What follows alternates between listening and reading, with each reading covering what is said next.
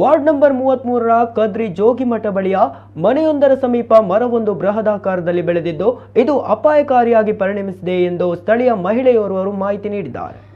ಈ ಮರವನ್ನು ಕಡಿದು ತೆರವು ಮಾಡುವಂತೆ ಸ್ಥಳೀಯ ಜನಪ್ರತಿನಿಧಿಯ ಗಮನಕ್ಕೆ ಅನೇಕ ಬಾರಿ ತರಲಾಗಿದೆ. ಆದರೆ ಇದುವರೆಗೆ ಸ್ಪಂದನೆ ಸಿಕ್ಕಿಲ್ಲ. ಜಿಲ್ಲಾಧಿಕಾರಿಗಳ ಕಂಟ್ರೋಲ್ ರೂಮಿಗೂ ದೂರು ನೀಡಲಾಗಿದೆ. ಒಂದು ಬಾರಿ ಬಂದು ಚೆಕ್ ಮಾಡಿ ಹೋಗಿದ್ದಾರೆ. ಆ ಬಳಿಕ ಯಾವುದೇ ಕ್ರಮ ಆಗಿಲ್ಲ.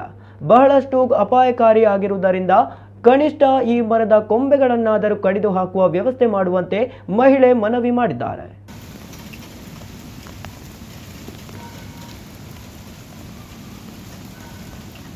ನಾನು ಕದ್ರಿ ಜೋಗಿಮಠದ ಬಳಿಯ ವಾರ್ಡ್ ನಂಬರ್ 33ರ ನಿವಾಸಿ. ನಮ್ಮ ಮನೆಯ ಹತ್ರ ಒಂದು ದೊಡ್ಡದಾದ ಮರ ಇದೆ.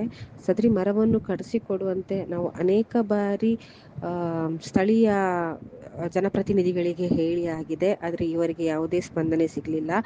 DC ಅವರ ಕಂಟ್ರೋಲ್ ರೂಮ್ಗೂ ನಾವು ಕಂಪ್ಲೇಂಟ್ ಮಾಡಿ ಆಗಿದೆ. ಅಲ್ಲಿ ಅವರು ಒಂದು ದಿವಸ ಬಂದು ಚೆಕ್ ಮಾಡಿ ಹೋದ್ರು. ಅನಂತರ ಅದು ಪ್ರೈವೇಟ್ ಪ್ರಾಪರ್ಟಿ ಆಗಿರೋದ್ರಿಂದ ತುಂಬಾ ಪೇಪರ್ ವರ್ಕ್ಸ್ ಎಲ್ಲ ಇದೆ ಅಂತ ಹೇಳಿದ್ದಾರೆ. ಆದರೆ ತುಂಬಾ ಟೈಮ್ ಆಯಿತು ನಾವು ಹೇಳಿ.